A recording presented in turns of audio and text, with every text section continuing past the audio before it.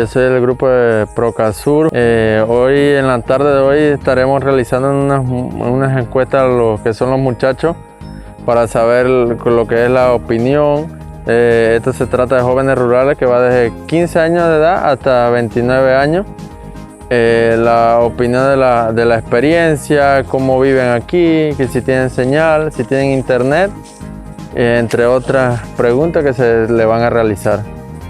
Ellos tienen lo que es el cultivo del cacao y entre plátanos, yuca, verduras, entre otros frutos que se siembran y cosechan aquí en el local. El objetivo de hoy en día es tener lo que es la experiencia, tener su opinión de cómo lo que viven.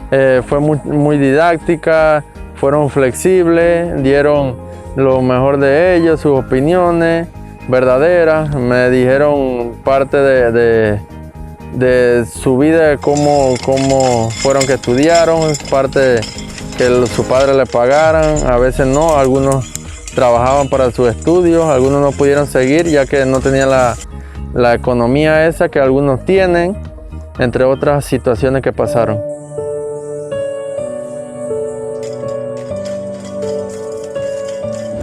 Estamos ansiosos de las encuestas del día de hoy, ya que se trata de la agronomía, ya que es una base fundamental en la vida cotidiana de cada uno de nosotros.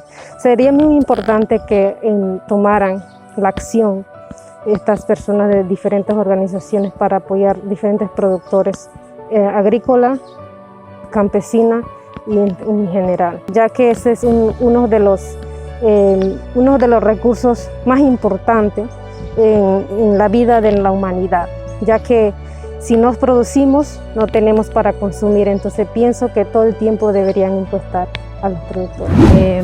Yo como joven de la comunidad de Río Este Arriba, me gusta lo que es la agricultura, ya que es una manera de vivir y consumir un producto sano.